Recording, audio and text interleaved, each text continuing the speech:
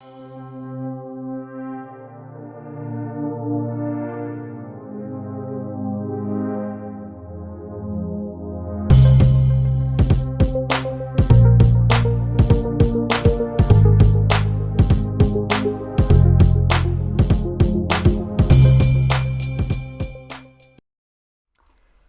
and welcome back to Redirecting. In this video, we're going to do a little bit of real talk.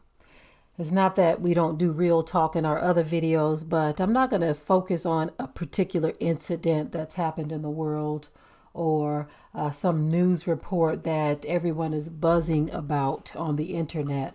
But I want to do some real talk, something that deals directly with you and I and every household that is under the sound of my voice. Some real talk.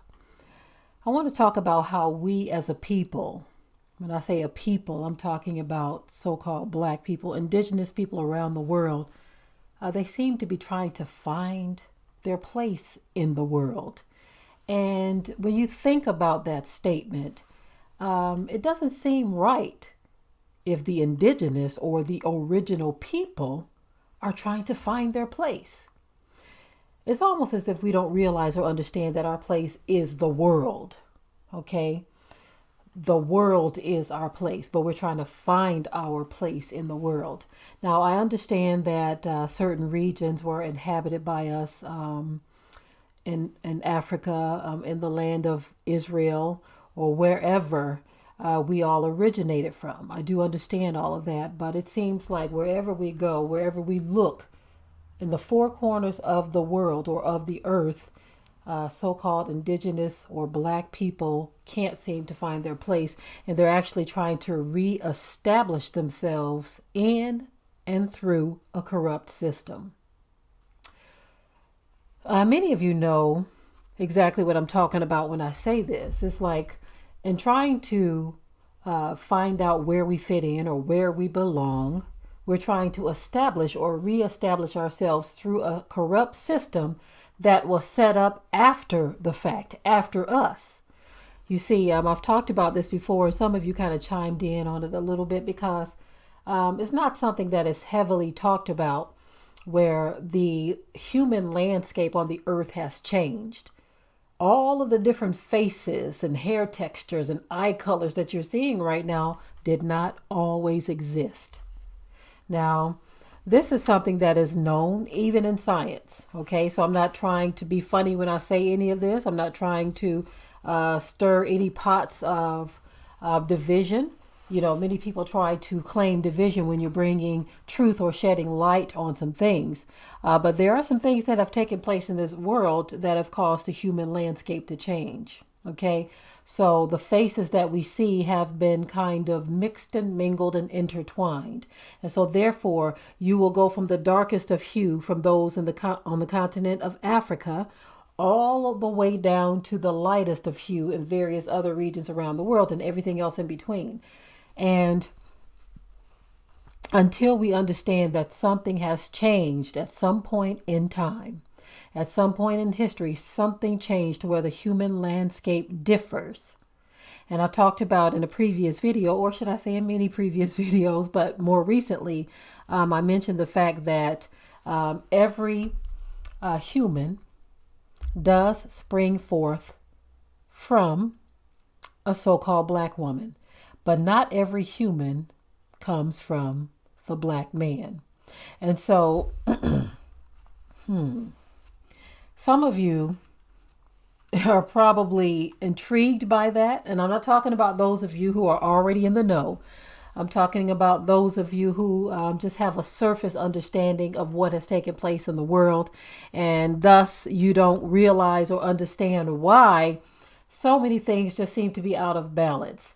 There is a very deep understanding to all of this and a very good reason for all of this as well. But until you start at the very beginning, start at the surface and rise your way up to the top, you're going to be confused if you try to jump too far ahead. But it's a reason why we talk about certain subjects on this channel. We've talked about them in depth before in the White It Out series. White It Out, if you just look at the title alone, it's telling you that something that was dark was whited out. They have a scientific terminology for it. It's called blanqueamiento. Okay, that is where you will have so-called white people who will go into certain regions where there are dark populations, and they will intentionally mix their seed in with the women. Okay, notice they are not sending white women into these regions to mix and mingle with the black men to produce a lighter offspring. They are sending their men. Okay, they are sending the men or the heads of their nations into dark indigenous regions to mix their seed with the black or dark indigenous women to produce a lighter population. Okay, and so that is part of why the human landscape has changed. Okay, and that's even far beyond what took place way back when to even produce the lighter skinned people that you see today. Okay, so it goes even further than that. That is just a furthering or a continuation of what took place thousands of years ago. Now that I've said all of that, I want to get back into the original topic of the fact that we as the indigenous people are trying to find our place. We're trying to find our space in a world that we are the originators in. The original people were dark and indigenous, okay? And the human landscape changing has shifted much, okay? Because we have no understanding, because we don't delve into our history, because we have accepted the narrative that has been taught to us, because we have such a surface knowledge and a lack of desire to even explore, we're going to continue to falter and fail trying to reestablish ourselves in a corrupt system that was created by people who came after us. Did you get that? These people that came after us have established a system, and we are trying to find our way through that system. Instead of trying to find our way back to that place that we used to be in, that place of dominion, that place of power, we actually skirt away from the power. We run away from it because we would rather adhere to what they have to offer. Because I think what it is many so-called black people are afraid of power. They're afraid to fight or resist, should I say, anything that goes against what they desire. Because a great deal of our struggle is actually with our own selves. Our own selves have come to appreciate, love, and desire all of the artificial candy that has been given to us by this culture that sprang up after us. We've come to desire that to the point where we don't understand that the fight back to being original again is a worthwhile fight. But there's a lot that comes along with that. Okay, it's a lot of struggle that comes along with that. It's a lot of giving up that comes along with that or goes along with that. And that is what we're not willing to do. We are not willing to give up. We are not willing to struggle. And many of you won't even understand what I'm talking about when I say struggle. I don't mean struggle in the sense of not being able to take care of yourself. I'm talking about that struggle in the flesh that you will experience when you are giving up something that you want for the greater good. And another issue that we have, the greater good for us is to reestablish our people in general. Okay. But we don't want to do that.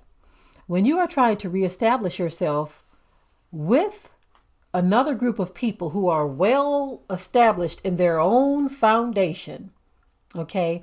And I'm not saying that their foundation is sure, because at the appointed time, the Most High, in which some of you don't even believe in the Most High, he's going to uproot that foundation that they think is sure, right? And he is going to plant us again firmly on stable ground. But for those of you who are not even willing to work at it right now, you are going to continue to complain. You're going to continue to sit on the sidelines looking at what other people are doing, not even trying to forge ahead just a little bit, coming up with every excuse that you can think of to sit still. And see, that's what we as a people do as well. Now, I want to say this, and I've said it quite a few times on this channel and on our ministry channel over the years. Okay, we've been at this for a long time, so we have thousands of videos between the two channels. But many times when you hear someone else say something about what you are to do to improve your life or your situation, you'll hear people say in the comment section that, well, not everyone has this or not everyone has that. Not everyone is able to do A, B, C, this, that, and the other. You'll have people saying that, and it sounds almost like an excuse. But what you don't realize is sometimes when you're looking at people, and I'm one of them, when you are looking at others who are telling you what you need to do to improve your situation or to get out of the place that you are in, excuse me for 1 second, family. In the wintertime, there's this thing that happens where chapped lips just kind of happen. But anyway, you'll look at people who may be at a certain place in their lives, and you'll say, well, not everyone has what you have, or not everyone can do what you do or can do or have done. And it sounds like an excuse. But again, what you don't realize is many who are telling you this, and I know I'm repeating myself, I'm trying to get a point across here. Many of us started at a very low place, and many times maybe even lower than where you are now. And there were certain driving motivations that made us say, you know what, I cannot afford to give up. I cannot afford to sit still. I cannot afford to sit on the sidelines. I've got to do what I've got to do for my family, myself, my situation, my people, however far you want to go into this. But it's an individual thing where you've got to make a choice, regardless to how low you are or where you are, your status, your situation. Many have been even lower and have been able to rise above. I've heard many stories of people who were literally homeless, and they took that situation of homelessness and they took one step at a time. And they said, I'm going to do something about my situation. Yah willing, of course, I would like to introduce a series on our membership channels. Well, not is on this channel, but we also have channel memberships now. But there's going to be a series that I would like to introduce to those of you who are interested in understanding how to take baby steps to get out of your situation. I don't care if you're on a fixed income. I don't care if you're a single mother. I don't care if you're handicapped. Right now, no one has an excuse. Okay. And even the door for that is closing, because things are becoming very, very difficult here in the U.S. Other regions of the world have experienced things that are far worse on a greater scale than anything we've seen so far. Okay. And many of them have survived and have been able to live through it. But when you have a people who live in a country and they're used to all of the modern conveniences, they're used to being able to just flick on a light and everything works, turn on the faucet and the water runs, turn on the furnace and the heat blows out, whatever the situation may be. When you're used to those types of things and you no longer have access to those things, all of a sudden you become very, very afraid, fearful, weak, and I'm going to say even pathetic. And when I say that, I'm talking about even myself. Okay, I can remember times where services were shut off for whatever reason, whether there was a power outage, some type of storm, and you just gotta sit there and you're like, what are we supposed to do? And you're literally helpless. You're sitting there, and in many cases, you're calling somebody. You're on the phone like, okay, let me call this department. Let me call that department, the water company, the light company, the gas company. I got to call somebody so they can help me in my situation. That is a pathetic place for us to be in, right? Because most of us, you see these lights right here? If the power were to go off and these companies were down for weeks, most of us will be down for weeks. You see, because we are dependent on something outside of us. I hope you all are getting what I'm saying here. Now, I know that I've talked about a number of different things, but I'm talking about how we as a people are supposed to change the world, but the world is changing us, and we've become dependent on the world to the point where if the world shuts down, we shut down. That is not a good place to be. Now, what I would like to recommend for some of you who may not have heard about this before, but there is a show called Coconut Revolution. Look it up, family, because that story was so inspiring of an indigenous population who, against all odds, beat a Goliath in their situation using primitive technology. You hear what I'm saying? They don't have access to the things that we have access to. But instead of them wallowing and sitting on the sidelines and stewing and wasting away in their own demise, these people decided that they were going to change the world that they lived in. Even though outsiders came in, dominated them, literally took over, and somewhat made them subject to their own rules, their own outside rules. This indigenous population, they said, you know what, no more. Enough of this. We are going to take back control of our little piece of paradise. The Coconut Revolution. Awesome. It is definitely something. As a matter of fact, I might do a separate video on the Coconut Revolution so that the message of that doesn't get lost in this video. But the point I'm trying to make is, and I'm gonna talk about this some more, family, because a lot of people make New Year's resolutions because it's a new year, but technically it is not. It is not a new year. That's another construct of the mind that many have gravitated to. We've been told that this is the new year because it's 2020. But when you understand that was something that was taught to us and we accepted it because we didn't know any better. But think about this for a moment. The new year, starting in the dead of winter when everything is dead. Does that sound new to you? We talked about this years ago on our ministry channel, how that was another bit of misinformation that was given to us. A new year starts when life begins. New year, new life, spring. That's when everything that died from the winter has now been given a breath of life, and new life is springing forth. Thus, you have a new year. Now, that makes a whole lot more sense than everything that is dead. They're calling this the new year, but everything is dead. We're in the dead of winter.